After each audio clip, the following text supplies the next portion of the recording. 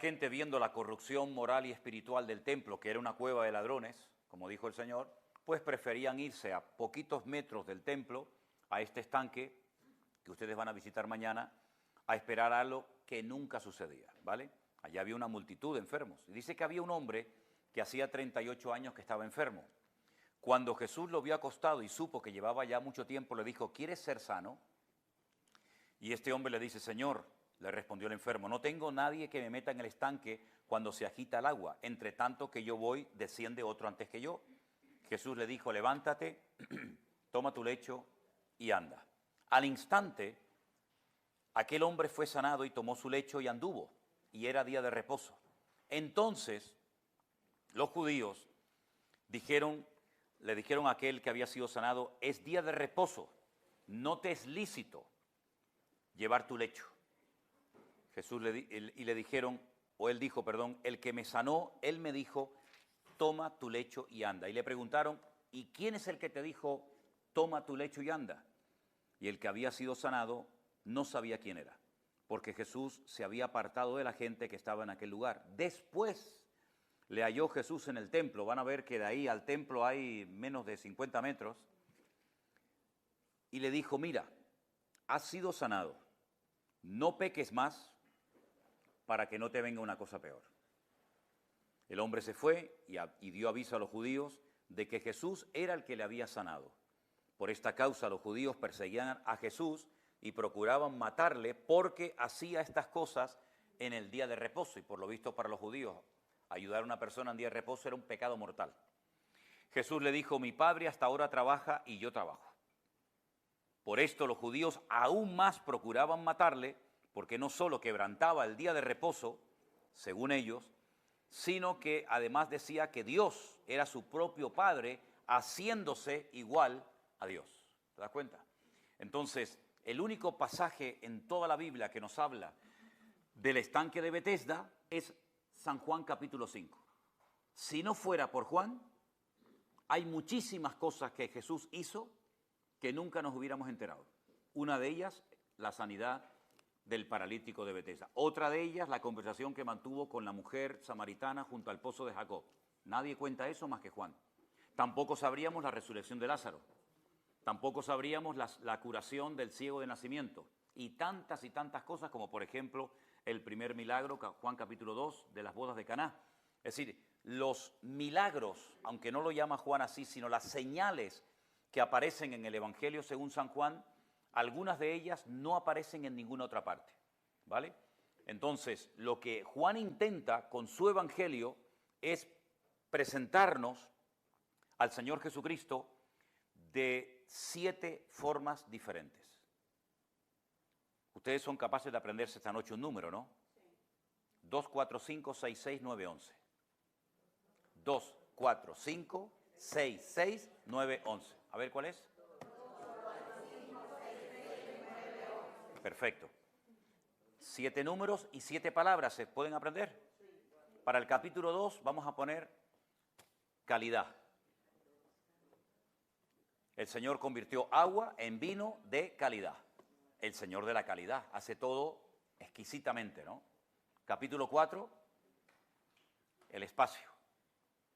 El Señor sana a una persona que está muy lejos, demostrando que a Él no lo limita ningún espacio físico, sino que Él traspasa el espacio y la sanidad llegó antes del que había venido a pedir por Él. Capítulo 5, el tiempo. 38 años paralítico, no se podía mover, el Señor lo sanó en un instante. Capítulo 6, camina por encima de las aguas. El Señor que domina la creación. Y en el capítulo 6, la multiplicación de los panes y los peces, la cantidad. Capítulo 9, el Señor de la vida, resucitando a un muerto. Perdón, capítulo 9 no, capítulo 9 es el Señor sobre lo que llamarían la desdicha o la mala suerte cuando sana a un paralítico, perdón, a un ciego que dice que era ciego de nacimiento. Y el capítulo 11, el Señor de la vida.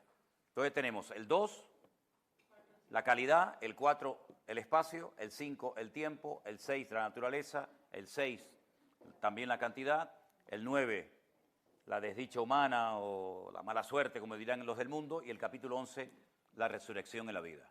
Entonces, con estos 7 milagros o señales, Tú puedes ver al Señor Jesucristo de 7 formas diferentes. Y uno dice, bueno, ya lo dijo todo, ¿no?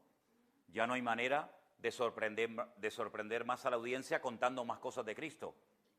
Cuando tiene 100 años, el autor del Evangelio de Juan se va, o lo manda, mejor dicho, a la isla de Patmos, y se le presenta al Señor Jesucristo, y se le presenta de formas tan diferentes y con títulos tan amplios y variados, que todavía tienen los teólogos con la boca abierta.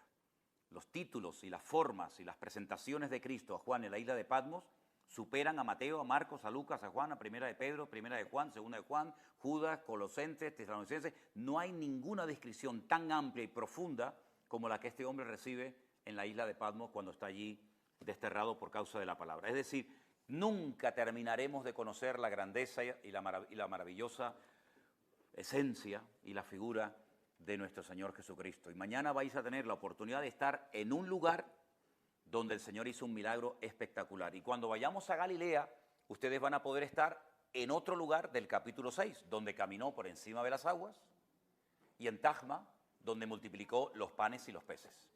Y así van a ir viendo, capítulo por capítulo, dónde se producía un milagro, dónde se producía otro milagro. Cuando estuvieron en el Monte de los Olivos, estuvieron muy cerca de la casa de María, Marta y Lázaro, en Betania, donde fue el milagro del capítulo 11. Y así, con la Biblia en la mano, puedes ir recorriendo todo este país y dándote cuenta que aquí el Señor hizo esto, aquí el Señor hizo lo otro, aquí hizo esto. Y te vas a dar cuenta, primero, de la geografía. Segundo, aquí se ve la Biblia. Aquí nosotros la leemos. Pero aquí, en cuanto sales a la calle, ya la estás viendo por todas partes.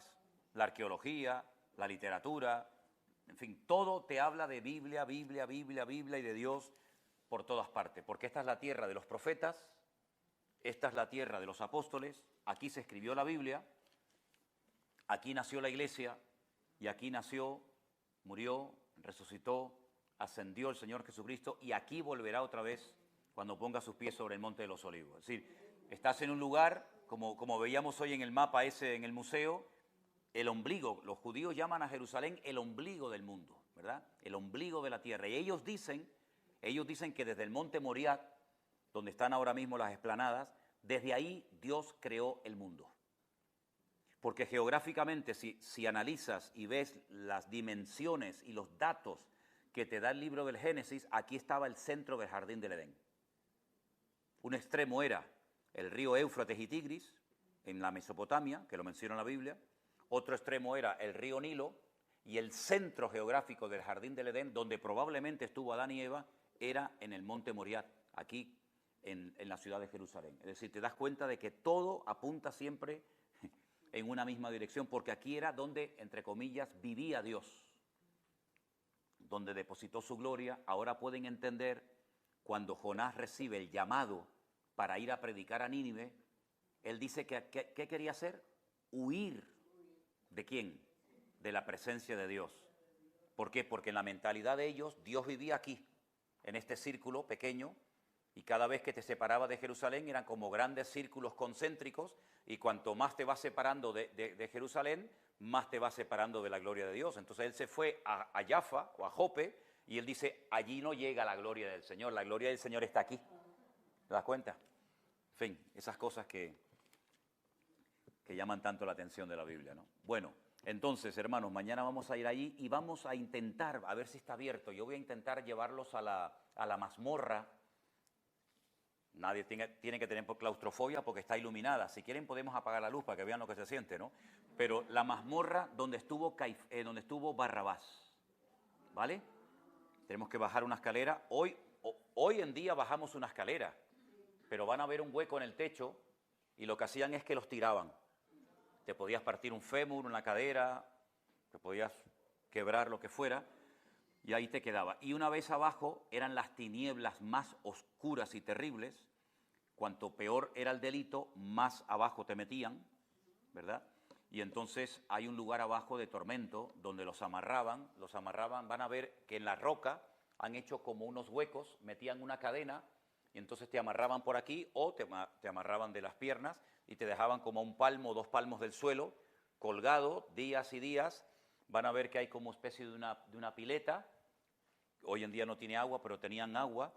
Y entonces cuando ya la persona ya estaba ya, que se hacía todas sus necesidades encima, dolorido, roto, hecho pedazos de tanta tortura, cogían agua, se la echaban para seguir torturándolo, así hasta que terminaban muriendo, ¿no? Entonces vamos a ver si podemos bajar mañana a ese lugar, a esa mazmorra, labrada en roca, y de allí seguiremos a la fortaleza de lo que era la fortaleza de la Antonia, donde vivía Poncio Pilato, y allí fue la flagelación. Hay otro sitio que no siempre está abierto, que es donde los soldados se ven en el suelo, dice que echaban suertes, jugaban, ¿no? Decían, bueno, la ropa para mí, los zapatos para este, tal. Vamos a ver si podemos entrar ahí. Y entonces después ya vamos al estanque de Bethesda y hacemos todo el recorrido de lo que para el mundo católico es la Vía Dolorosa. ¿Sí? Hay algunas preguntas que ustedes quieran hacer, o me gustaría también preguntarles a ustedes qué tal lo están pasando. Si hay algo que quieren preguntar o lo que sea, aprovechen. Hermana, dígame. Espera, como estamos grabando, ¿no te importa que grabemos tu pregunta? No. Ok, habla ahí.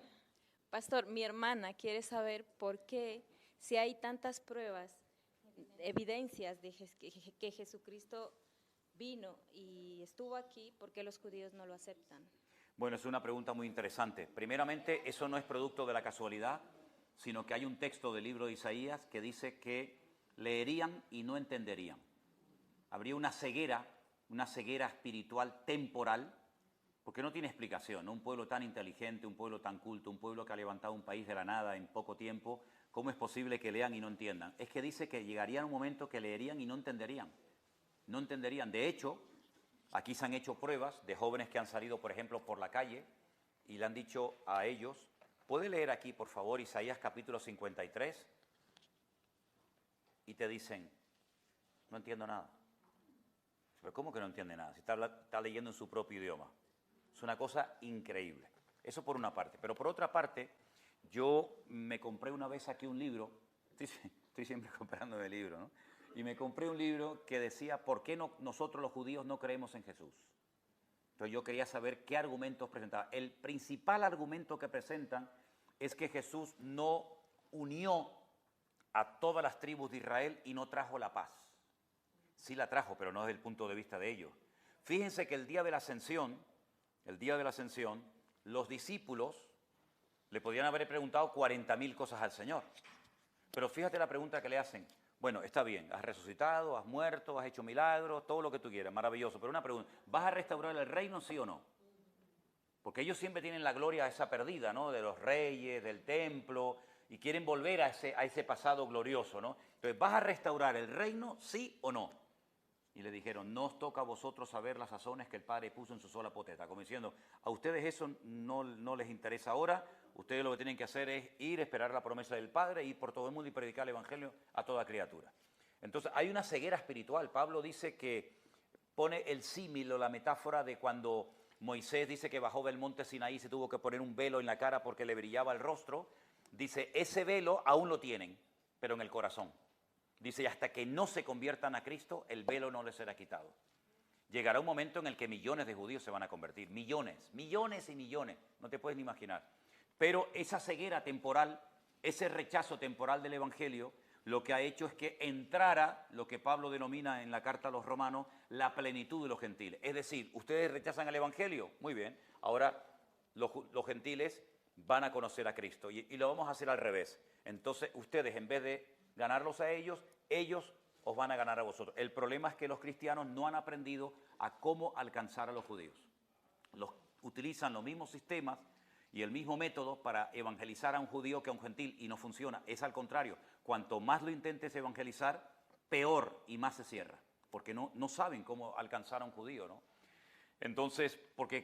Porque para él la predicación del evangelio dice que es locura. A él no le enseñes de Biblia porque te da 20 vueltas, ¿eh? No te sientes con un judío normalito a hablar de Biblia, primero porque él domina el idioma original, cosa que tú no dominas. Segundo lugar, porque si empiezas a hablar de profecías, ellos se las saben desde la cuna que la están aprendiendo en la escuela. Entonces no les entra en la cabeza que después de que viniera el verdadero Mesías, según nosotros, a ellos los persiguieran. Porque confunden la primera con la segunda venida de Cristo. Ellos la están esperando, pero por primera vez.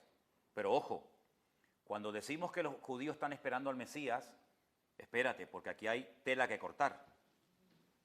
Ellos ¿qué concepto tienen de ese Mesías? El que tenemos nosotros, nada que ver. El Mesías para ellos es una especie de superhombre, nada que ver con divino, ni hijo de Dios, ni nada que ver, como una especie de rey David, pero a lo bestia, para que me entendamos, con una sabiduría tremenda, que es capaz de unificar a todo el pueblo de Israel, que está tremendamente dividido, de recuperar a todas las tribus de Israel que están esparcidas por toda la tierra, y él mismo tendrá que subir al templo a Jerusalén a presentar sus sacrificios por sus pecados. Ojo con eso, ¿eh? Entonces, no es el Mesías, cuando dice, no, y pondrá sus pies sobre el monte de los olivos y se partirá. Está claro, ¿no? Pues ellos dicen, no, eso significa que la autoridad de Dios se esparcirá por Jerusalén y por todas las naciones de la tierra. No hablan de una venida así visible, poderosa, en un caballo blanco, no, porque ellos no tienen el Nuevo Testamento. Ellos no tienen el Apocalipsis. Entonces la información que tú tienes de cómo va a ser, todo lo que va a ocurrir antes, el anticristo, el Armagedón, ellos no tienen esa información. Su libro del Apocalipsis es el libro de Daniel. Pero es que el libro de Daniel, si no tienen, porque yo también me compré otro libro de qué creen los judíos de los últimos tiempos, y claro, llegan hasta Daniel. Ellos no tienen la información del Apocalipsis, no tienen la información de las cartas de Pablo, por ejemplo, a los tesalonicenses. Por lo tanto, les falta información, ¿verdad? Entonces, muchos judíos, bueno, yo quiero comentarles que en el día de ayer, creo que fue ayer, me pasó algo impresionante. A mí me pasan, te lo puede decir Elena, a mí me pasan cosas en Israel que no me pasan en ninguna parte del mundo y no le pasan ni a los judíos de aquí. Créeme. Yo estaba en el muro grabando y de repente uno, como los veis, con sus tirabuzones, con su manto de talit, con todo el kit, se me acerca, me toca así en el hombro y me dice, ¿eres cristiano? Claro, puede ser la pregunta saducea, ¿no? ¿Por qué me preguntas si soy cristiano? Claro, entonces le digo, ¿por qué me preguntas eso? Dice, no, porque veo que estás hablando ahí, estás grabando y tal. Dice, mira, quiero decirte que tengo un mensaje para ti. Digo, ¿vale? Me llevó aparte y me dice, fíjate lo que me dijo, ¿eh? Dice, tú eres un hombre de gran influencia y diriges masas. Claro, te quedas así, dice, ¿este quién es? ¿Este quién es? Y me dice, dile a tu gente que esa mentira que se enseñó de que los cristianos van a ser arrebatados antes de la tribulación, eso es la gran mentira que el diablo le metió a la iglesia. Todos vamos a ser perseguidos, ustedes y nosotros. ¿O es que tú no has leído Apocalipsis capítulo 12? Y le digo, claro que he leído, y te lo digo de memoria, el capítulo entero si quieres. Y me dice, ¿quién es el dragón que persigue a la mujer? Digo, Satanás. ¿Y quién es la mujer que huye al desierto? Digo, Israel. Dice, y cuando el dragón ve que no puede destruir a la mujer, ¿qué dice el texto? Y le digo, pues dice que fue a hacer guerra contra el resto de la descendencia de ella, los que guardan los mandamientos y los que han lavado su vestidura en la sangre del cordero. Dice, ¿y esos quiénes son? ¿No son ustedes? Así que dile a tu gente que se preparen porque queda muy poco tiempo. Además te voy a decir algo que tú a lo mejor no has oído en mi vida. Y es verdad, ayer aprendí algo nuevo. Ellos acaban de celebrar la semana pasada el Rosh Hashanah, que es el año nuevo, primero de año, ¿vale? 5.783. Dice, eso no es verdad. Los únicos judíos que han mantenido el calendario verdadero son los judíos caraítas, que son unos judíos que vienen de otras partes, que son los únicos judíos que no guardan la tradición del Talmud, de la Haftará, del Musar, de todos esos libros ajenos a la palabra. Ellos se han mantenido solamente con Biblia, Biblia, Biblia y Biblia, nada más que eso. Y ellos tienen el calendario real, que es 200 años más que el que los judíos tienen. Y te voy a decir por qué. Estamos en el 5.983. ¿Por qué los judíos le quitaron 200 años al calendario? Porque la Biblia te relata la historia de 6.000 años y el séptimo año es el milenio, o el séptimo día es el milenio. ¿El milenio cuánto dura? 1.000 años, ¿verdad? Entonces, de Adán a Jesús hay 4.000, y de Jesús a nosotros hay 2000, 6000, falta el milenio salvo el periodo de la gran tribulación. Entonces dice, quitaron 200 años para que no se hagan especulaciones, porque estaban ya tratando de pronosticar la fecha que viene ahora, que viene mañana, que viene no sé qué. Entonces me dice, mira, y le digo, todo lo que tú me estás diciendo de Jesús, del Apocalipsis, si te oyen aquí, te van a matar. Me dice, no nos importa. ¿Qué te crees? ¿Que muchos de los que están aquí no creen en Yeshua? Muchísimos de los que están aquí creen, pero no lo dicen porque habría ríos de sangre. Así me dijo.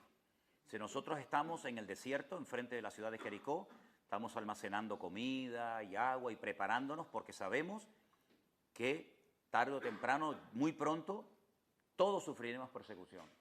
Nosotros le estamos vendiendo gas a algunas naciones y ya Putin nos ha hecho la cruz diciendo a estos hay que atacarlo. Y la Biblia dice que Rusia atacará a Israel. Ya sus tanques y sus aviones están en los altos del Golán, están a nada, a 1 hora de aquí o 2 horas, como quien dice, ¿no?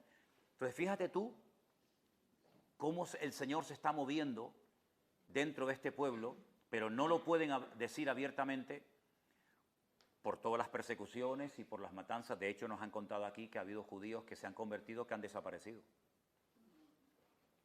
No se sabe dónde están, desaparecieron. La familia se los elimina.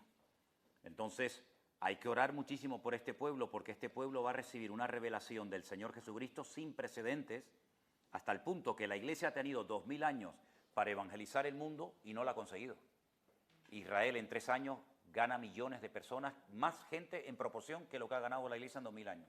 Imagínate a Pablo, imagínate al apóstol Pablo, imagínate ahora 144.000 judíos como el apóstol Pablo.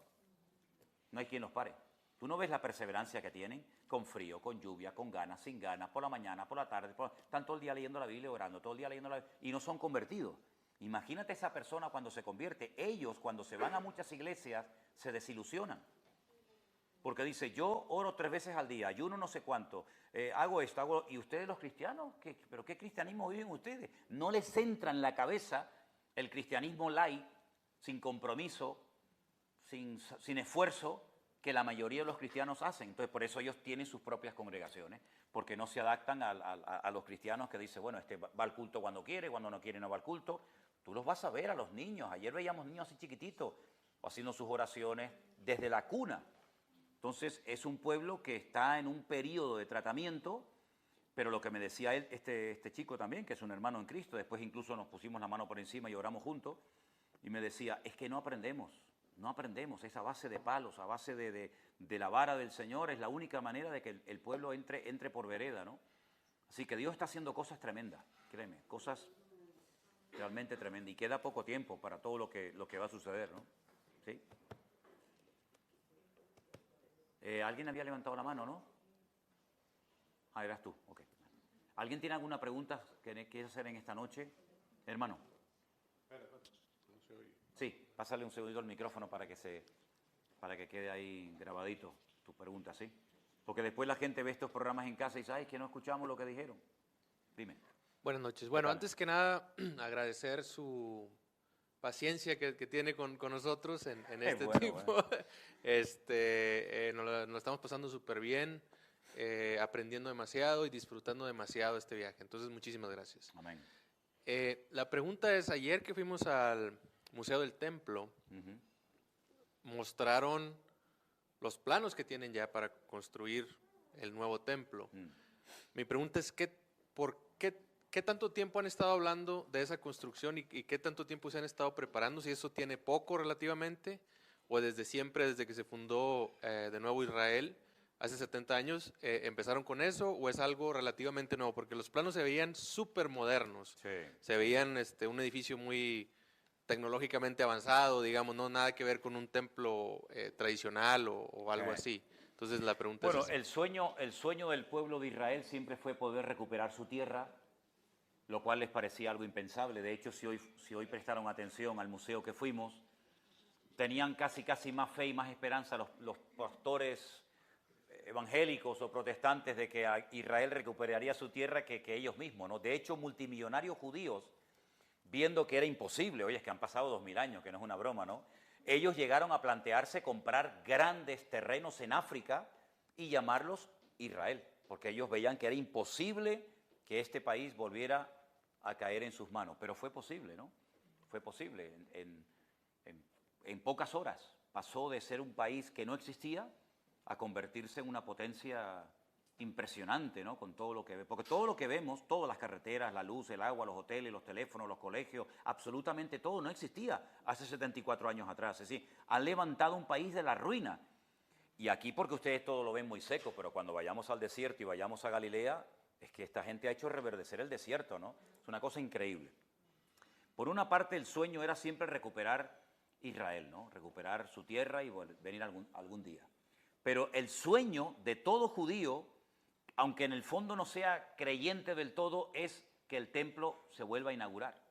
Prueba de ello es que ellos están constantemente, de hecho se visten de negro porque están de luto.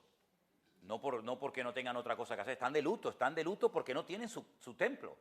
Dios se fue de la ciudad, ¿verdad? Entonces, cuando ellos se casan, en todas las bodas, meten una copa dentro de un trapo, un paño, y lo tiran al suelo, y lo pisan, ¡clac!, lo rompen para recordar que el templo está roto, que no existe, ¿verdad? Cuando un judío hace una casa bonita, una casa nueva, deja una parte de la pared sin, ¿cómo se llama?, sin enfoscar, sin echar, lo dejan como dice, uy, ahí faltó un poco de cemento, de pintura, ¿cómo dejaron eso así, no? Si no, eso está ahí para recordar que el templo está roto, que no tenemos... Si constantemente, ¿no? Todo es el templo, ¿no? Entonces, no es fácil primeramente porque el único lugar del mundo donde se puede volver a reconstruir el templo es aquí, en la explanada de las mezquitas. Es decir, si pudieran haberlo construido en Manhattan o en Uruguay o en donde fuera, ya lo habrían hecho. Porque no es por falta de ganas o por falta de recursos económicos, que todo eso les sobra, ¿no? Sino es porque no se han dado las condiciones. Ahora este chico me dijo algo muy interesante ayer, ¿no? Me dice, mira, ¿tú sabes quiénes son los macabeos? Me dice, digo, sí, yo sé quiénes son los macabeos. Los macabeos, ustedes saben que en el Antiguo Testamento, a través de Daniel, profetizaba que se levantarían a lo largo de la historia 4 imperios, que sería el babilónico, los medos persas, los griegos y los romanos.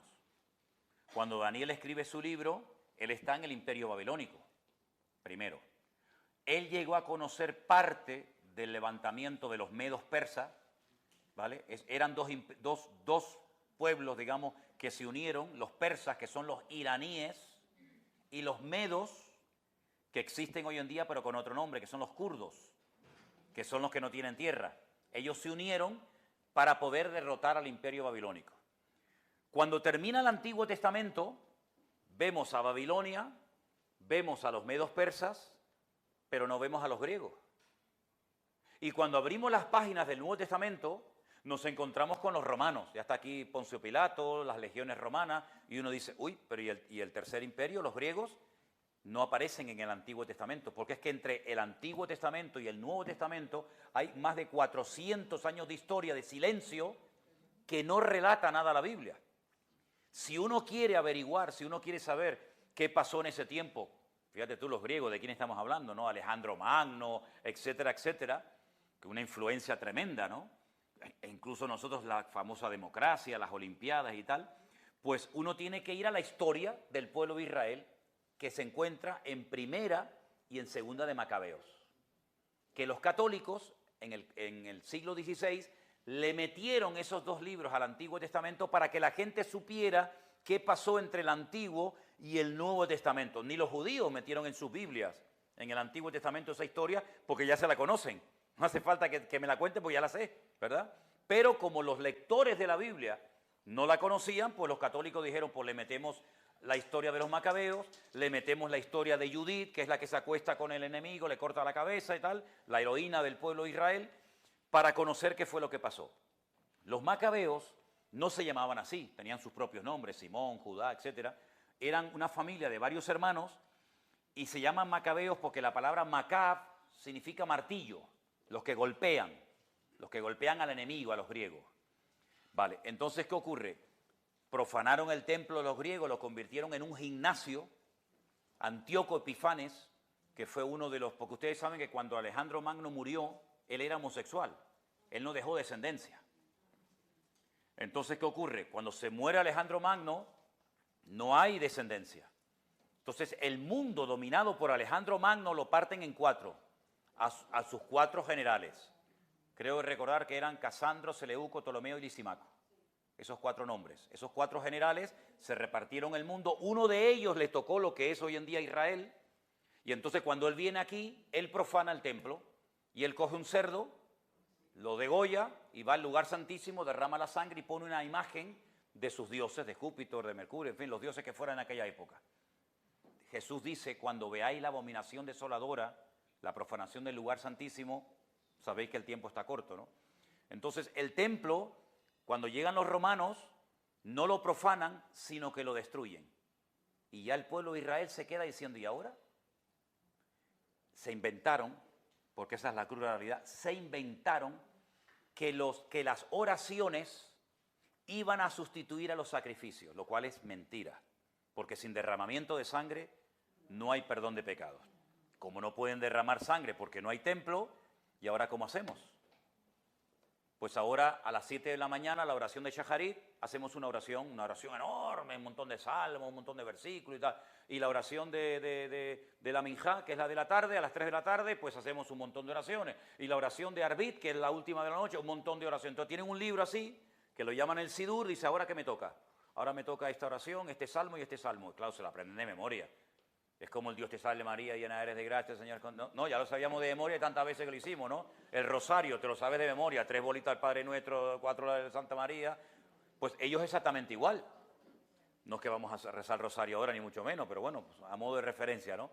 Entonces, ¿qué ocurre? Ellos, su ilusión es el templo. Siempre tuvieron la ilusión, pero no tuvieron ni el lugar, ni los recursos, ni la capacidad económica, ni intelectual para poder hacerlo. El Museo del Templo es relativamente moderno. Ya lo tienen todo listo. Las piedras, los que pasearon anoche conmigo, ¿no les enseñé unas casas que tienen todos números en la fachada? Sí. Los que vinieron conmigo, ¿se acuerdan? Sí. No sé si ustedes lo vieron. No. Yo les llevé a los hermanos a dar un paseo anoche a un montón de casas que tú cuando ves la fachada pone 1, 2, 3, 4, 5, 345 y tú dices, Dios, pero pintaron toda la pared. Claro, porque esas casas no estaban ahí. Esas casas estaban en la otra punta de la ciudad y entonces el dueño dijo, no, yo me quiero ir a vivir allá. Entonces vamos a quitar las piedras, las tengo que enumerar para saber después dónde las pongo y cuando las colocaron está la 1, la 2, la 3, la 4, la 500, la 1000, están todas numeradas. Así se va a construir el templo, con piedras prefabricadas, piedras que no se van aquí, pim, pam, pam, pam, no se puede hacer ruido en el templo, tienen que venir todas despacito, sin ruidos, como un gran puzzle o rompecabezas, aquí va la 1, aquí va la 2, aquí la 3. Entonces, ¿dónde están esas piedras? En el fondo del Mar Muerto. Ahí están. Piedras kosher, piedras que no se han utilizado para nada. Allí tienen las piedras, numeradas, que hay un detalle muy, muy bonito sobre la reconstrucción del segundo templo. ¿No han leído ese versículo que dice, la piedra que desecharon los edificadores vino a ser la cabeza del ángulo? Esa piedra habla de Cristo. Venían las piedras cortadas de la cantera y los que lo estaban edificando dijeron, esta piedra no encaja, esta piedra fuera. Cogieron y ¿dónde la tiraron? Al torrente del Cedrón, que ustedes lo vieron otro día. Monte de los Olivos, Ciudad Vieja, torrente del Cedrón, la tiraron abajo. Estaban haciendo el edificio y dijeron, resulta que la piedra que desechamos es la más importante de todas. Es la que tranca el ángulo, es la piedra angular, la que cierra. Sin esa se nos queda así el muro. Entonces vayan a buscarla. La piedra que desecharon los edificadores vino a ser la cabeza del ángulo, la que tranca la muralla. Esa piedra habla de Cristo. Al que ustedes desecharon es la piedra angular. ¿Te das cuenta?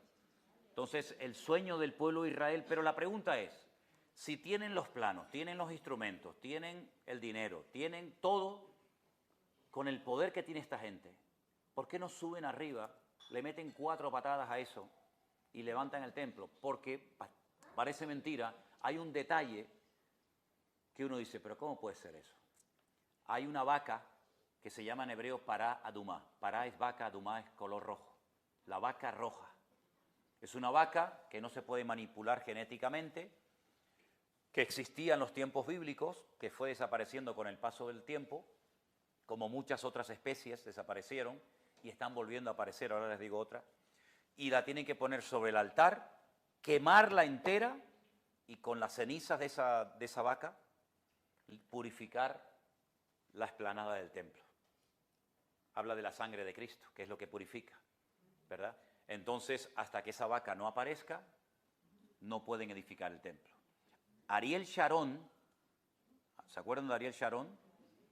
Él subió a la explanada del templo. Su sueño era poner la primera piedra del templo y se armó la primera intifada, que no entró este país en guerra civil de puro milagro. Es decir, que en cualquier momento, bueno, el año pasado, en el mes de mayo, lanzaron contra Israel 2.700 misiles y algunos cayeron cerca de Jerusalén, lo que nunca había ocurrido. Yo siempre he creído que no hace falta que los judíos destruyan las mezquitas de arriba. Yo pienso que hasta ellos mismos, sin darse cuenta, un día lanzan un cohete y destruyen su propia mezquita. ¿Por qué es un lugar tan sagrado para los musulmanes? Porque ellos dicen que desde aquí Mahoma ascendió al cielo en un caballo blanco. Entonces para ellos este lugar es súper sagrado, pero en cualquier momento, yo estoy seguro, si el Señor no me permite llegar hasta allí, yo estoy seguro que yo en los próximos años veré la reconstrucción del Templo de Jerusalén. Estoy convencidísimo de eso. Falta muy poco tiempo. Nunca han estado tan cerca de eso. Vamos a ver, en 1700 era imposible. En 1400 peor todavía. Sí, ahora que están aquí, ¿verdad? Ahora, perdón, hay dos opiniones. Si tú les preguntas a estos que van de negro por la calle y les preguntas sobre el templo y sobre el Mesías, unos te van a decir, cuando venga el Mesías, viene el templo, baja del cielo. Y otros te dicen, no, eso nada. Hasta que no construyamos el templo, el Mesías no viene. Entonces están peleados entre ellos. Pero así es lo que hay. Pero yo pienso que queda muy poco tiempo, ¿eh? Sí, hermano. Gracias, pastor, por la oportunidad de habernos ofrecido este sueño, que esto es un sueño para muchas personas, venir a esta tierra tan sagrada. Quería traerle a su atención, y yo vi su programa cuando usted estaba en Ecuador, que usted estaba dando unos detalles así de que necesitaban el becerrito rojo. Y da la casualidad que en esa misma semana salió en los Estados Unidos que tienen 5 vacas rojas que las han transportado acá a Jerusalén. Y dicen que en un año ellos van a decidir si en una de esas 5 vacas ya ellos tienen su vaca. También hablé con este muchacho ayer de ese tema y me dijo que ya están aquí. Ya están aquí. Eso está más cerca de lo que pensamos. Totalmente. Yo siempre he dicho que a Israel uno no viene cuando quiere. A Israel se viene cuando se puede. Llegará un momento que algunos quieran venir y no se va a poder venir. Llegará el momento que este país se cierra. Y lo primero que cerrará es el espacio aéreo. Y no podrá nadie ni entrar ni salir. Así que espero que podamos salir el día 9, ¿no? Pero bueno, en algún sitio habrá que estar, ¿no? Sí, hermana. Buenas noches, pastor. Mi pregunta es... Me tiene que hablar alto, que no oigo bien, ¿eh? Ok. Mi pregunta es, fíjese que yo tengo una hermana cristiana también que piensa de que el arrebatamiento para los hijos de Dios va a ser después, dice ella, después del milenio. No sé en qué se basa ella, pero yo quiero... Pregúntale a ella a ver qué dice. pero yo quiero porque a mí siempre me preguntan por lo que dicen los demás, yo digo, oiga. Pero es ahí donde yo tengo una duda también. Mire, hermana, usted sabe sinceramente la opinión o la teoría de que los cristianos van a ser arrebatados antes de que las cosas se pongan bravas, o la gran tribulación. ¿Sabe quién inventó eso? Un cura.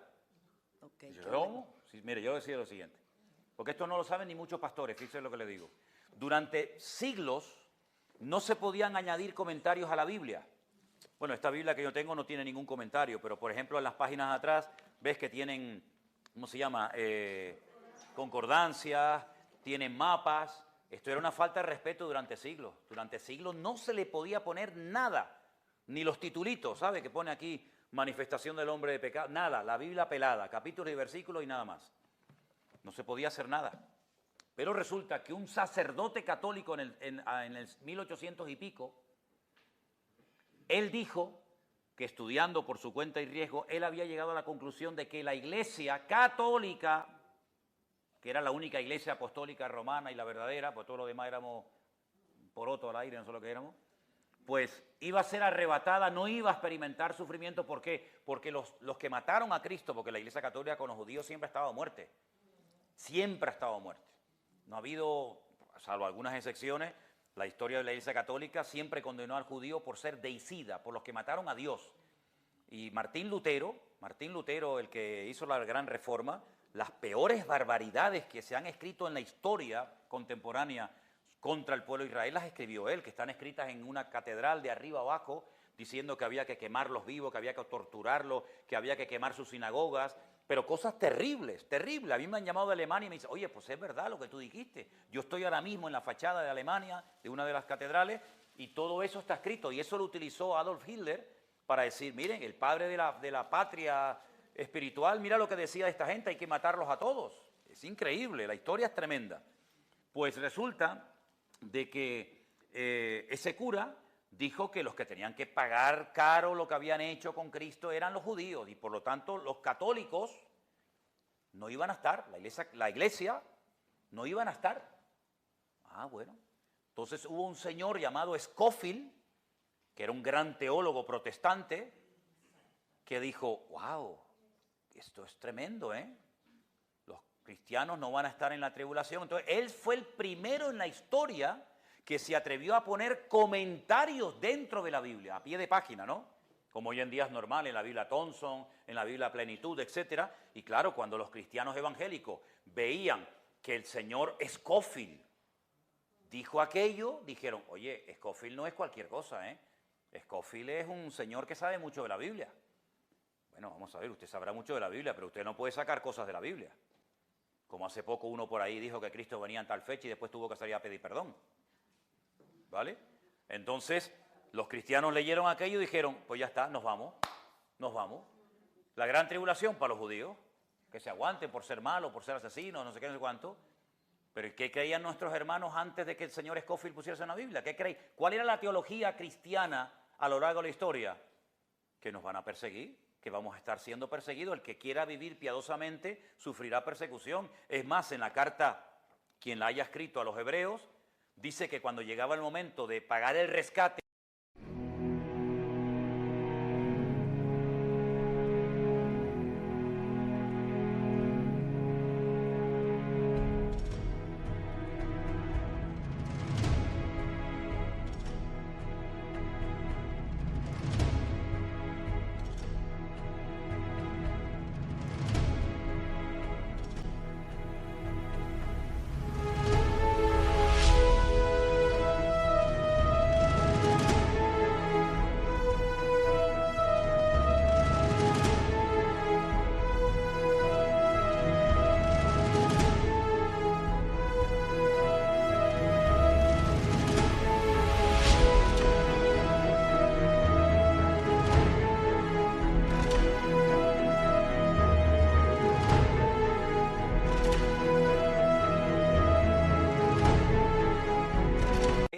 para que los liberaran, decían, no me pagues el rescate, pero es que te van a matar. Es que yo quiero que me maten, porque voy a tener más recompensa en el cielo si me matan como mártir que si tú me pagas la recompensa.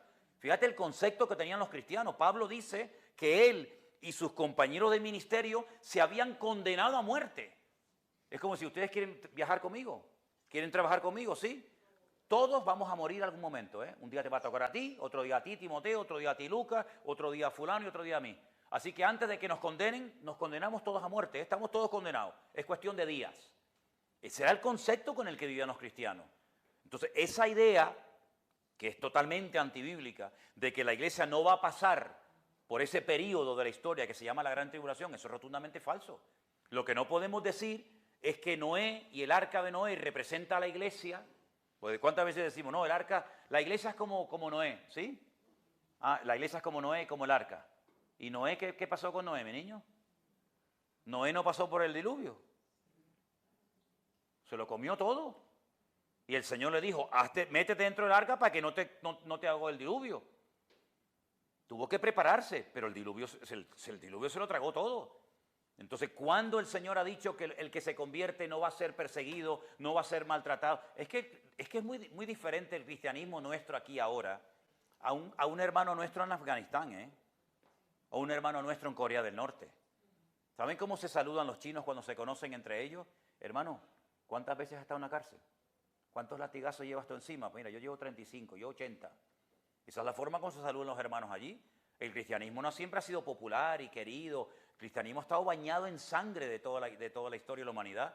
Pasa que esa teoría vino muy bien. Nos vamos. Sí, nos vamos a donde nos vamos. Entonces los cristianos, por supuesto, que han sido siempre perseguidos. Y el pueblo de Israel ha sido perseguido. ¿O es que queremos ser del pueblo de Israel cuando nos interesa para las bendiciones, para la recompensa, para la prosperidad, pero luego a la hora de pagar el precio como que no queremos ser conscientes de ello? Así que, hermano, esa es la realidad. Claro, después del milenio, que es la segunda resurrección, pero eso es otro tema diferente, eso no tiene nada que ver con el arrebatamiento de la iglesia. Bueno, hay un libro por ahí que se escribió que se explica, ¿no?, de lo que creemos de la séptima trompeta. Pablo no dice esto, y aquí os digo un misterio. No todos dormiremos, es decir, no todos vamos a morir, pero todos seremos transformados en un momento y en un abrir y cerrar de ojos. A la final trompeta, se tocará la trompeta y los muertos en Cristo resucitarán primero, y luego nosotros, los que vivimos, los que hayamos quedado, no precederemos a aquellos a la final trompeta. Y uno dice, ¿cuántas hay? Pues hombre, hay 7, pero primero vienen los 7 sellos. Y si es a la final trompeta, la séptima, pues mira a ver lo que pasa en el primero, en el segundo, en el tercero sello. Y Pablo dice que es a la final trompeta. Dice, yo os digo un misterio. Nosotros que habremos quedado hasta la venida del Señor. Estoy agradecida por esa aclaración, porque sé que mi hermana lo va a escuchar y va a quedar más que clara. Gracias. Bueno, y si no le queda clara, pues allá ella. Vamos a ver, a mí me gustaría con toda honestidad decir, hermano, no se preocupen, nosotros nos vamos, no nos van a perseguir. Vamos a ver, pero a ver, ¿quién se pone, Señor, que me persigan, que me maten, que me apaleen? Yo no oro por eso. Oramos, Señor, protégenos, Señor, cuídanos, Señor, guárdanos. Pero hijo, es que yo no te puedo enseñar lo que no dice la Biblia. Y yo te digo una cosa, prefiero decirle a la persona, prepárate para lo que viene, que decirte no te va a pasar nada y después te viene y dice, usted me tomó el pelo y me engañó. Que no nos persiguen, amén. Pero si nos persiguen, ya te lo había dicho, para que sepas. ¿Sabes lo que le decían a las madres? Las madres, cuando vinieron estos salvajes del ISIS y del Daesh, que venían por Siria y por todos los países, ¿saben lo que le decían las madres cristianas a sus hijos? Que esto tiene que ser tremendo. O las abuelas a sus nietos. Nos van a matar. En algún momento van a romper la puerta de la casa y van a venir y nos van a matar. Lo que tienen que hacer ustedes, niños, es cerrar los ojitos. Porque cuando los vuelvan a abrir, ya están con el Señor. Enseñarle eso a un nieto, a un hijo. Pero es que vivían así, sabían que en cualquier momento podían ir a por ellos, como tantos hermanos nuestros murieron en aquellos días, ¿no? Las muertes más terribles, ¿no? Tremendo. Ok, pastor, yo tengo otra pregunta. A mí, el Apocalipsis, a mí me encanta ese libro. Es precioso. Pero también usted habla de, en una de sus clases que usted dio una vez, está usted hablando, y yo sé que usted ha hablado muchas veces de esto, pero tengo duda de algo. Cuando la gente pregunta que si cuando venga el Espíritu Santo la iglesia se va a ir o el Espíritu Santo se va a ir, pero usted dice, cuando se levante Miguel, entonces que va a venir la gran tribulación. Pero, ¿de dónde? ¿De Israel o de la protección de todos los que tienen que ver con el amor a Cristo? Bueno, vamos a leer la Biblia, si le parece, a ver qué le suena a este texto, ¿no? Ahora, Pablo en 2 de Tesalonicenses da una información cronológica. Ustedes saben, como te decía el otro día, que la Biblia no está en orden cronológica.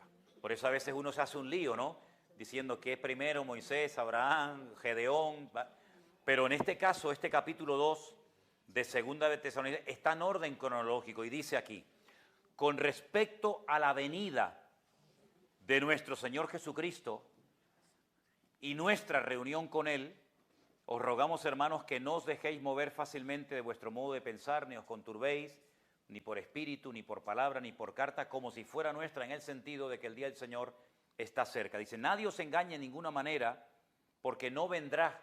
¿De qué está hablando Pablo? De la venida, de la segunda, evidentemente, ya la primera se haya producido. No vendrá sin que antes venga la apostasía, la pérdida de valores, la anarquía espiritual, el relajo total, ¿verdad? Y se manifieste el hijo de pecado el hijo de pecado o el hombre de pecado, el hijo de perdición. Dos cosas, tiene que venir el Señor, pero no va a venir hasta que venga la apostasía, que ya está, y se manifieste el hombre de pecado o el hijo de perdición. Por eso yo siempre digo, hoy no va a venir el Señor. Y me dice, uy, hermano, el Señor puede venir en cualquier momento. No, Señor, yo se lo voy a demostrar. Si mañana cuando nos levantemos no estamos aquí, sino que estemos en la gloria, les tendré que pedir perdón a todos. Pero yo les voy a demostrar que mañana por la mañana estamos aquí. Esta noche no va a venir el Señor Jesucristo. Uy, hermano, eso es muy fuerte lo que usted... Bueno, denme 24 horas de chance, de confianza. Porque la Biblia dice que Él no va a venir hasta que se manifieste el hombre de pecado o el hijo de perdición. Entonces yo sé que ahora no va a venir el Señor. Porque no se ha manifestado este personaje. Otra cosa es cuando se manifieste. Y podamos reconocer por los datos que nos da la Biblia, decir, este es el anticristo, porque podemos saber quién es y quién no es. Sí. Pero como no se ha manifestado, hoy no va a venir el Señor y probablemente mañana tampoco. Pero fíjate lo que dice. Ese hombre de pecado o hijo de perdición se opone y se levanta contra todo lo que se llama Dios o es objeto de culto. Tanto que se sienta en el templo de Dios haciéndose pasar por Dios. Una clara referencia a la reconstrucción del templo de Jerusalén. Porque si se sienta en el templo de Dios, no está hablando de que se va a sentar encima de la iglesia. El templo de Dios para los judíos hace 2000 años era el templo. Por lo tanto lo va a profanar otra vez. Por eso dijo Jesús, cuando veáis la abominación desoladora, el que lee entienda. Y dice, ¿no os acordáis que cuando yo estaba todavía con vosotros os decía esto? Ahora vosotros sabéis lo que lo detiene. No, pero ¿cómo podían saberlo ellos? Y los cristianos hoy en día no lo saben. Sabéis lo que lo detiene a fin de que a su debido tiempo se manifieste. Y dice, porque ya está en acción el misterio de la iniquidad, solo que hay quien al presente lo detiene, hasta que él, a su vez, se ha quitado de en medio. Y entonces se manifestará aquel inicuo, a quien el Señor matará con el espíritu de su boca y destruirá con el resplandor de su venida. Inicuo es otro término que utiliza ahora Pablo, cuyo advenimiento o aparición es por obra de Satanás, con gran poder, señales y prodigios mentirosos. Es decir, aquí son como los eslabones de una cadena. Cristo tiene que venir, pero no va a venir hasta que se manifieste el hombre de pecado, el anticristo, y se produzca la apostasía. Pero a su vez, ese hombre de pecado no se puede manifestar hasta que algo que lo detiene sea quitado. Claro, ahí ha habido todo tipo de especulaciones a lo largo de la historia. A mí me enseñaron en la escuela bíblica, las asambleas de Dios, que era la iglesia. La iglesia era lo que impedía que el anticristo se manifestara. Cuando la iglesia se ha quitado de en medio, automáticamente este hombre tiene carta blanca para manifestarse. Y a mí un día se me ocurrió por decir y preguntar lo siguiente, digo una pregunta. Aquí dice que es él, artículo masculino, singular. ¿La iglesia qué es, masculina o femenina? Porque si él es el esposo y yo soy la esposa, la iglesia es esposa, la iglesia es novia, la iglesia es ella, no es él. ¿O esto qué cosa es? Claro, cuando le hice al maestro esa pregunta, me dijo, hoy es tarde, mañana te respondo, y nunca me respondió. Porque se enseñan las cosas, pero no se comprueban ni se demuestran. Entonces, por ahí otro un día se atrevió a decirme, no, mira, es que el profesor a lo mejor ese día estaba un poco tal, es el Espíritu Santo, Manuel. El Espíritu Santo es lo que detiene a la iglesia. Cuando el Espíritu Santo se ha quitado de medio, entonces se manifestará el anticristo, digo. Muy bien, muy interesante. Una pregunta, ¿me los puedes demostrar con la Biblia? Que si me lo puedes demostrar con la Biblia. ¿Dónde dice la Biblia que el Espíritu Santo no va a estar durante este tiempo? No, es que no va a estar, digo, bueno, vale, de acuerdo, no va a estar, pero lo tendrás que demostrar, ¿o qué? Aquí como porque tú lo dices. No, que el Espíritu Santo habita en la iglesia, digo, eso es mentira. ¿Cómo que es mentira? No, señor, el Espíritu Santo estaba en Génesis 1:1 y la iglesia no existía. En el principio creó Dios los cielos y la tierra estaba desordenada y vacía, y el Espíritu de Dios se movía sobre la faz de las aguas. Y no hay iglesia, ni Israel, ni vaina, y allí estaba el Espíritu de Dios. O el Espíritu Santo no es Dios. Pues claro, por ahí se ha dicho que el Espíritu Santo es una persona. Pero claro, como una persona, pues claro, las personas no están siempre en un sitio o en otro. Pero si el Espíritu Santo es Dios, que creo que es Dios, Padre, Hijo y Espíritu Santo, el Espíritu Santo estaba ya, antes de que Adán y Eva existieran, estaba ya allí, moviéndose el Señor. Entonces no me digan a mí que el Espíritu Santo necesita la presencia de la iglesia para estar en la tierra. Como si el Espíritu Santo dependiera de la iglesia, cuando yo creo que es al revés, que será la iglesia la que depende del Espíritu Santo y no el Espíritu Santo depende de la iglesia. Entonces ya se enfadó conmigo y no me dirigió más la palabra. Y me pasé años diciendo, Dios mío, pero si no es la iglesia, porque es ella, si no es el Espíritu Santo, porque siempre va a estar, porque otra cosa, si el Espíritu Santo es el que convence de pecado, ¿cómo se va a convertir la gente en la gran tribulación? ¿O es que no se convierte la gente en la gran tribulación? Millones y millones. Correcto. No le dijo un anciano a Juan en la isla de Patmos, esta multitud que nadie puede contar de todas las naciones, pueblos, tribus y lenguas, ¿estos quiénes son? ¿Y de dónde han salido?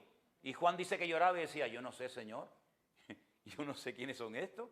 Y le dice el anciano, estos son los que han salido de la gran tribulación y no han manchado sus vestiduras. Si estos son millones de gente que se ha convertido por la influencia de los 144.000 judíos convertidos, por el ministerio de los 2 testigos. Esto es una multitud impresionante. ¿Y quién los convenció de pecado a esa gente? Si no es el Espíritu Santo. Entonces resulta que en el libro de Daniel, capítulo 12, que es el capítulo profético de los últimos tiempos, dice, y en aquel tiempo será libertado tu pueblo. Y en aquel tiempo se levantará Miguel, el gran príncipe que está de parte de los hijos de tu pueblo. Y será tiempo de angustia cual nunca hubo desde que hubo gente hasta entonces. Entonces ahí hay una referencia de una protección sobrenatural sobre este pueblo. Y no me digan a mí que si no fuera por una protección sobrenatural, esta gente que es así, seguiría existiendo 4.000 años después. Porque esta gente en 74 años han llevado a cabo 7 guerras. Eso no hay quien lo aguante, mi hermano. Pero no guerra de uno contra uno. Guerra de, miren en Google, métanse en Google y diga, a ver, guerra de los 6 días, junio del 67. ¿Cuántos tanques de guerra tenían en ese momento esta gente? Ponle 100. Egipcios, sirios, jordanos, 2.500. Aviones que tenía Israel, 35. Aviones de combate que tenían las naciones extranjeras, 4.800. Y la desproporción es brutal. Tú dices, pero ¿cómo es posible que un país así tan pequeño, que es más pequeño que una región de cualquier país nuestro, sea capaz de poner a la carrera a naciones en 7 guerras? Y porque los han parado, Porque Israel podía haber conquistado el Líbano, podía haber conquistado Jordania, podía haber conquistado el Cairo, porque se apropió de toda la península del Sinaí y las Naciones Unidas dijeron, alto, paren, no sigan porque esto nos van a comer a todos, ¿verdad? Que ahí se firmó el acuerdo entre Egipto e Israel. Israel le dijo, yo te devuelvo la península del Sinaí porque no entra dentro del territorio prometido por el Señor a Israel, pero si me vuelves a atacar, te destruyo el Cairo y la península del Sinaí me la apropio yo. Entonces Egipto dijo, recularon. Es como Siria, le cortó la fuente de agua arriba al norte. Cuando vayamos arriba van a ver el Jordán. Claro, esa es la fuente de agua que le entra a Israel. Entonces no es un país que llueve mucho, como le cortes el grifo, aquí se muere la gente de hambre o de sed. Claro, hoy en día tienen potabilizadoras por todos lados. Pero durante años el lago de Genesaret era la fuente de agua que tenía la gente para beber. Israel atacó Siria porque le hicieron un dique de contención. La segunda vez le volvieron a construir un dique de contención. Israel le dijo, si la tercera vez te ataco, te destruyo Damasco para siempre. Y como hay una profecía que estos saben, la conocen, que Damasco dejará de existir y será arrasada, le dijeron, ¿La hacemos ahora o la hacemos un poquito más adelante? Cuando tú me digas, ¿eh? Israel tiene un protocolo de guerra que se llama el protocolo Sansón. Y eso está escrito, todo el mundo lo sabe. Israel no puede esperar a ser atacado, sino tiene que atacar primero, porque como te ataquen, te destruyen. Israel le dijo a Siria, le dijo a Irán, tenemos armamentos nucleares que te dejamos el país así, como la tabla de la mesa. Te lo dejamos plano. Si tus montañas son así, te dejamos el país así plano. Es decir, si tú nos destruyes, en la guerra morimos todos. Como Sansón, que murió en batalla, pero no vas a celebrar la victoria. Por eso le tienen un pánico tremendo a Israel, las naciones árabes. Entonces, hay una protección sobrenatural sobre este pueblo. Es que es imposible. Vamos a ver, si el año pasado, en el mes de mayo, solamente en el mes de mayo, le lanzaron a Israel más de 2.000 misiles, hermano. Correcto. Y no murió nadie. Pero si había misiles, que ustedes los pueden ver en internet, los franceses, los periodistas franceses llegaron a la franja de Gaza y veían a los terroristas de Hamás y toda esta gente que lanzaban ¡fum! Los misiles contra un edificio que viven allí 500 personas y el misil hacía así, se daba la vuelta y explotaba en el terreno de ellos. Decía, pero, y los franceses le decían, pero mira que son malos ustedes, tú no sabes apuntar, viejo, apunta para allá. No, si yo apunto, y ellos decían, es que el Dios de ellos es más fuerte que el nuestro. Aquí hay un conflicto espiritual. Aunque aquellos tuvieran todo el armamento que quisieran, no podrían. ¿Por qué? Porque, mira, hay un pacto donde Dios ha dicho que este pueblo, hasta que se convierta y acepte a Cristo, a las buenas o a las malas, nadie lo va a poder destruir. Si alguien destruye a Israel, Dios es un mentiroso. No cumplió con su promesa. Entonces, no es que sean los más guapos de la película, sino que Dios dijo, ¿no te quieres convertir? Ya vas a ver si te vas a convertir. Vas a ver si te vas a convertir. No te conviertes con la predicación, no te preocupes, te mando mañana una guerra y pasado te mando otra. ¿Y qué pasa en la gran tribulación? La sangre les llega hasta aquí, lo dice la Biblia. Hasta los frenos de los caballos le llega la sangre aquí. En el valle de Meguido, que yo creo que lo vamos a ver en estos días, un valle que es impresionante, Napoleón lo visitó cuando desembarcó aquí en Hope, en Jaffa, y dijo, este es el campo de batalla perfecto para una gran batalla. En ese valle, la sangre les llega hasta aquí. Y cuando ya no tengan apoyo por ninguna parte, les ataquen norte, sur, este, oeste, tierra, mar y aire, tendrán que clamar y en ese momento es cuando viene el Señor. Y dice que estarán 7 años destruyendo el armamento de los enemigos. Y 7 meses, 24 horas al día, contratando a gente a jornal, enterrando muertos. Dios, para enterrar, 7 meses enterrando muertos. Tú haces una fosa con un bulldozer y ahí metes a 20.000, los tapas y ya está. 7 meses enterrando muertos. Es que vienen a atacarles 100 millones de soldados. 100 millones de soldados. Y a la cabeza, Rusia, capitaneando todo esto. Ellos saben lo que se les viene encima. Ellos saben lo que se les viene encima. Entonces, el tiempo es tremendo. Aquí hay una protección. Mira, desde hace 17 años que yo estoy viniendo aquí, ya se sabe, todo el mundo lo sabe, que hay 150.000 misiles en los altos del Golán enfocando así a Jerusalén, a Israel. 150.000 misiles. Alguno tendrá que pegar en algún sitio, ¿no? Ya están ahí. Sí. Israel va a ser atacada por todos lados. El anticristo muere aquí en Israel, le hacen la sepultura aquí, hacen una tumba para que todo el mundo sepa, hasta aquí llegaste, amigo. El anticristo casi llega hasta el Monte de los Olivos, ahí donde él muere y ahí lo entierran, en el Monte de los Olivos, como testimonio perpetuo de que hasta aquí llegaste, amigo. Porque el que viene a atacar a Israel no son las naciones, porque dice, vamos a atacarle. No, es que dice en Ezequiel capítulo 38 y 39, yo los traigo a mi tierra, yo te cojo por aquí, por las quijadas y te digo, ven para acá, ven. Atácales, métete con ellos. Dice, allí yo me glorificaré y allí sabrán las naciones que yo soy Jehová de los ejércitos. Es como un lagar y allí Dios los machaca. Dice que se matan los unos a los otros del pánico tan grande. Dice, y esta será la plaga con la que herirá Jehová a todos los que se levanten contra Jerusalén. Estando sobre sus propios pies, su carne se deshace y en los ojos se carcomen los ojos, mueren de pie, no mueren acostados como todo el mundo muere, ¿no? Son ataques bacteriológicos, ataques químicos, ataques nucleares tremendos. Y el Señor viene para defender a Israel, porque si no viene el Señor, desaparecen. Porque es la última oportunidad del diablo para destruir a Israel. Es la última oportunidad que le queda. 100 millones, ustedes no son 10 millones, 100 millones de personas. Eso es una barbaridad. Así que lo bueno de todo esto, ¿saben lo que es? Lo malo que se va a poner todo. Eso es lo bueno. Y vamos a ver cosas tremendas. Y Europa, donde nosotros vivimos, que siempre es anti-sionista, anti-judía y defensora de los enemigos, pues de ahí se levanta el anticristo. De ahí se levanta. Okay, ¿verdad? o sea, que lo que quiere decir es, el anticristo se va a levantar. Pero, Sí, se va a manifestar, es un político. pero la protección de Miguel no va a permitir que él haga No, nada en hay un contra momento que Dios le hasta- dice a Miguel, que es el arcángel que protege, es un arcángel que protege al pueblo de Israel. Miguel, quítate. Quítate un tiempito. Claro, el otro dice, ahora o nunca.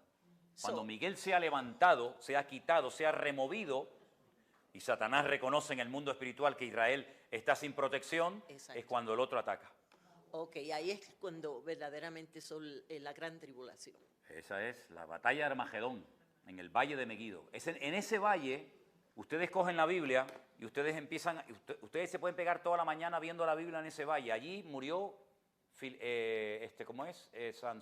Saúl por mano de los filisteos. En aquel monte se transfiguró Jesús. En este monte murió Barak, Sísara y Débora. En este monte Gedeón bajó con los 300. Ahí tienes toda la historia de la Biblia. Es el valle de las batallas. Allí peleó todo Quisqui. Allí pelearon todos. Allí está el Monte Hermón, allí el Gilboa, aquí el Tabor, aquí. Y en ese valle es donde se va a llevar a cabo esa gran batalla. Gracias, pastor. Tremendo. Gracias. Bueno, hermanitos, la última pregunta, ¿les parece? Espera. Pásale el micro ahí un segundito. Mañana salimos a las 8, ¿vale? Okay, Hay otra. Perdón. okay. Primero que nada, pues gracias por todo, porque ha sido una experiencia bien bonita y le doy gracias a Dios y a usted pues que pudo pasar esta experiencia. La pregunta que tengo es, para aquellos gentiles que son cristianos, que creen en Dios, pero no viven una vida en sanidad, cuando venga el rapto, ¿ellos se mueren para siempre o ellos tienen una segunda oportunidad como los judíos? Ni los gentiles ni los judíos tienen una segunda oportunidad después de la muerte. Las oportunidades son mientras uno está vivo, cuando está muerto se acaban las oportunidades. De rapto. Cuando venga Jesús y se lleve su iglesia, y van a quedar muchos cristianos que no están viviendo una vida en santidad. Entonces no eran cristianos. No eran cristianos. Entonces no eran cristianos, eran cristinos. Cristianos no. Los cristianos nos vamos con Cristo. Si un cristiano no vive en orden y en santidad, no es cristiano. Es decir, no creamos que hay la opción de cristianos buenos y cristianos malos. Cristianos que se van y cristianos que se quedan. Si se quedaron es que no eran cristianos. ¿Iban a la iglesia? Puede ser. ¿Daban los diezmos? Puede ser. ¿Predicaban? Puede ser, pero no eran cristianos. Porque si hubieran sido cristianos se hubieran ido con el Señor. Es decir, dice la Biblia que el que conoce al Señor no practica el pecado. Ahora eso no significa de que no pequemos. Pero una persona que se llame cristiano, que venga al Señor y que usted se quede, entonces usted no es cristiano, si no se hubiera quedado, se hubiera ido. Porque yo he oído otros No, pastores. usted ha oído lo que quiera, Yeah. pero yo le digo lo que hay. Sí, yo sé lo que dicen Ok. otros pastores, pero es que esa es la realidad. Es decir, mi hermana, mire, ¿el rapto para quién es? Para los cristianos, para la iglesia. ¿Usted es cristiano? Sí. ¿Y por qué se quedó? Pues porque usted parecía que era, pero usted no era. Mire, en el Real Madrid, que es el mejor equipo del mundo, dicho sea de paso. Hombre, ¿cómo que no? No. Perdónenme. El mejor equipo de fútbol del mundo es el Real Madrid. No, pero dice la historia y los datos. Ok. Bueno, de eso hablamos después. Había un jugador que se llamaba, menos mal que tenía el acento al final, Kaká. Kaká. No Caca, sino Kaká. Y había otro que jugaron juntos, se llamaba Cristiano. ¿Sabe cuál era el cristiano? Kaká. Y el otro, no, el otro no. El otro era mucho musculito, mucho tal, no era cristiano. Entonces tenía nombre de cristiano, pero no era cristiano. El otro tenía nombre de cacá y era cristiano. Entonces cuando venga el Señor, los cristianos de nombre se quedan y los cacá cristianos verdaderos se van. Así es. Ah, que salió bien, ¿eh? Hermana, ¿usted tenía una pregunta? Sí, pastor. Dígame. Dios le bendiga. Mi pregunta es esta. En Apocalipsis 21, dice, La Nueva Jerusalén. 21:1, se dice algo que no, pues yo no lo entiendo, la verdad. Acerca del que el mar va a desaparecer. ¿Y cuál es su pregunta? Que yo no lo entiendo. No entiendo. En el libro del Apocalipsis. En Apocalipsis 21:1. Sí, bueno. Que el mar desaparecerá. Vale. Hay una doble interpretación a eso. Puede ser que literalmente el mar como tal no exista, porque en el cielo no hay mar. Pero en segundo lugar, la palabra mar en Apocalipsis, en otros capítulos, se interpreta como naciones. Cuando dice que se levanta de entre el mar, más adelante dice que se refiere a las naciones de la tierra. No habrá naciones, no habrá gobiernos como tal. Así que puede tener una doble interpretación. Que no exista el mar, que conocemos todos, los océanos, ¿verdad? O también se refiere a que no habrá ya organización de naciones como las conocemos nosotros en la actualidad hoy en día. ¿Sí? Porque dice que habrá un mar de cristal. Todo será diferente. Todo será distinto. Incluso dice la Biblia, a ver quién entiende esto, que cuando Él venga, cuando el Señor venga, en el día de cuando pone los pies en el Monte de los Olivos, no será de día ni de noche, sino es un día que solamente Él conoce. No será de día ni de noche. Pues si no es de día, tiene que ser de noche, y si no es de noche, es de día. No, ni una cosa ni otra. Pero ¿es que acaso los días de la creación eran igual que los nuestros? No, porque la Biblia dice que en el principio Dios vio que la tierra estaba desordenada, vacía, tal, y dijo Dios, sea la luz. Primer día, día primero, porque se juntan los cardinales con los ordinales, que eso es único. Uno no dice voy al piso primero o al piso, o usas numerales o cardinales, ¿no? Pero en la Biblia, porque no es el día primero, sino es un día. Es un día, pero no el primero. Hay cosas antes de Génesis 1, ¿no? Entonces, dice que lo primero que Dios creó fue la luz. Pero si creó el sol al cuarto día, ¿a qué luz se refiere? Hubo luz el primero, el segundo y el tercero, pero el sol no fue creado hasta el cuarto. Entonces son esas cosas que no nos entran en la cabeza, porque son dimensiones diferentes, y por eso dice que cuando Él venga no será ni de día ni de noche, sino un día que solamente Él conoce. Entonces el mar, ¿cómo es un mar de cristal? Yo nunca he visto un mar de cristal, pero la Biblia habla de que habrá un mar de cristal, ¿verdad? Cosas muy interesantes, ¿no? Es que si lo entendiéramos todo de la eternidad, pues ya nos haríamos una idea cómo va a ser aquello. Pero la eternidad es algo que el concepto de eternidad no nos cabe en la cabeza, porque alguien dijo, ¿qué es la eternidad? La eternidad es como una piedra de granito de 1 kilómetro de largo, por 1 kilómetro de ancho, por 1 kilómetro de alto, que cada 1000 años viene un pajarito a afilarse el pico. Cuando haya acabado la piedra pasará 1 hora de la eternidad. Concepto de la eternidad. Pero Dios creó al hombre con la capacidad de ser un ser eterno.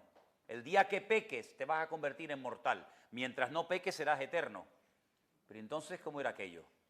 ¿Se imagina a alguien vivir eternamente? ¿Verdad? ¿Se imagina a alguien no sudar? Si no sudamos, reventamos. Adán no sudaba. ¿Se imagina un león comiendo paja? No, ¿verdad? Pero comían paja. ¿Se imagina tantas cosas del jardín del Edén que vuelven a aparecer al final de los tiempos, tanto en el milenio como en la eternidad? Un árbol que es para sanidad de las naciones, que cada mes da un fruto diferente. Ese árbol no existe por ninguna parte, ¿no? Es decir, son cosas tremendas que el Señor tiene preparadas para aquellos que le aman, dice la palabra. Así que merece la pena aguantar hasta el final. Amén, hermanos. Sí, la última, sí, ¿vale? Espere, que le van a pasar el micro, pues estamos grabando. ¿Lo tienes ahí? Vamos a pasarle el micro, así grabamos su pregunta. Dígame, hermana, yo se lo aguanto. No, pastor, que yo quería... Hay 3 fiestas que los judíos por obligatorio cumplimiento tienen que cumplir. Una es en la primavera, marzo, abril, generalmente en el mes de Abib, Tel Abib, Abib significa primavera, la Pascua. 50 días después viene la fiesta de Shavuot o de Pentecostés, que es cuando recibieron la ley, y casi al final del año, como estamos ahora en octubre, la fiesta de los tabernáculos. En Pascua el Señor muere. En la fiesta de Pentecostés derrama su Espíritu Santo, pero ¿y en tabernáculos qué pasó? Esa es. En esa época, y dice, y vendré y pondré mi tabernáculo entre vosotros, y yo seré vuestro Dios, y ustedes serán mi pueblo. Entonces te está dando unos datos impresionantes. ¿Qué ocurrirá con las naciones? Porque esto es en el milenio, esto no es en la eternidad. Todas las naciones tendrán que venir a Jerusalén a adorar al Señor, porque el Señor gobernará durante 1000 años desde la ciudad de Jerusalén. Ahora, lo que ocurre es que nosotros, en ese tiempo, ya hemos sido arrebatados, ya hemos vuelto con el Señor y estaremos por siempre con el Señor. Es decir, que cuando esto se cumpla, nosotros estaremos aquí con Él. Yo no me imagino viviendo en Tenerife sabiendo que mi Señor Jesucristo está en Jerusalén. Yo digo, yo en Tenerife, y sé que el Señor, que llevo 40 años esperándolo, y está en Israel y me quedo en Tenerife, soy bobo, ¿qué? Entonces vamos a estar con el Señor reinando juntamente con Cristo sobre los inconversos que se escaparon con vida durante la gran tribulación. Así que Jerusalén será cambiada, la orografía de Jerusalén. Ahora vemos el Monte de los Olivos, el torrente de Cedrón y delante vemos Jerusalén. Eso cambia completamente. Cuando Cristo venga se hace un valle gigantesco, un valle que llega hasta el Mediterráneo, y millones de cristianos estaremos con Cristo en esta tierra. Así, es así, como es. No, peleando no, ya déjate de pelear. No, ya, no, ya terminó la batalla. Ya terminó la batalla, termina la batalla y ahora tienen que subir los inconversos a adorar al Señor y ya no hay más batalla. ¿Sí? Amén, hermanos. Yo lo que digo, y termino, que es una pena, es una lástima, que estas cosas no se hablen más en las iglesias. Porque, hombre, está bien hablar de muchos temas, pero yo creo que estos temas, sinceramente, si no hablamos ahora, ¿cuándo vamos a hablar? Y lo que no puede ser es que haya tanta ignorancia y tanto desconocimiento de todo esto. Hermano, es que estamos aquí y estamos viendo que todo se aproxima, que todo se cumple, que tú le preguntas a cualquier judío cuánto tiempo falta para que venga el Mesías y ellos te dicen 1 hora. Porque es inminente. Ellos saben que todo se va a desarrollar de una forma tremenda, ¿verdad? Por lo tanto hay que estar preparado porque sabemos que los acontecimientos, ya tuvimos un ensayo en marzo del 2020, ya tuvimos un ensayo, cómo el mundo se paró, así, de un día para otro. Día anterior estábamos en la playa, al día siguiente estábamos confinados. Ya captamos un mensaje, las cosas pueden cambiar rápidamente. Y entonces, hermano, este año estamos aquí en Jerusalén, yo no sé lo que pasará dentro de unos meses, pero por ejemplo tenemos muy cerca de nuestras casas en Europa una guerra, donde este caballero está como loco por tocar los botoncitos. Y ha dicho que como me hinche mucho las narices, toco 2 o 3 botones. Y ya me contarás tú a mí, si el personaje este toca 2 o 3 botones, pues yo qué sé, el mundo cambia otra vez, porque si este toca el botón, el otro también lo va a tocar. Hoy voló un misil nuclear por encima de Japón. Lo lanzó el de Corea del Norte, haciendo una prueba, dijo, tira un cohetito, a ver a dónde cae. Y los japoneses dijeron, a mí no me lances misiles nucleares por encima de mi espacio aéreo porque te ataco, ¿eh? Esto fue hoy a la mañana. Y tú dices, muchachos, es que se está poniendo... Es que, hermano, en la Segunda Guerra Mundial, cuando el loco este de Europa hizo lo que hizo, se juntaron un montón de naciones, incluidos los americanos, y dijeron, vámonos para allá, le metemos una guerra a este y lo reventamos. Sí, pero es que un judío que se llamó Albert Einstein dijo, si se emplea armamento nuclear, la próxima guerra será con palos y piedras. Porque no es que yo tengo 1000 soldados y tú tienes 4000 y a ver quién puede más. No, es que en una guerra nuclear todos pierden. Y después se queda la Tierra 70, 80, 90, 1000 años sin poder ser habitada, porque queda totalmente contaminada. Y hoy por hoy, en este momento, hay armamento nuclear para destruir el planeta Tierra 5 veces. Tú dices, ¿cómo puede ser eso? ¿Cómo puede ser eso?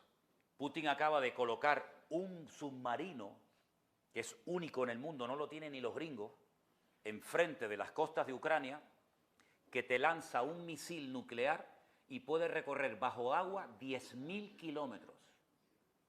Yo, vamos, te llega a San Francisco, te llega a Nueva York en segundo.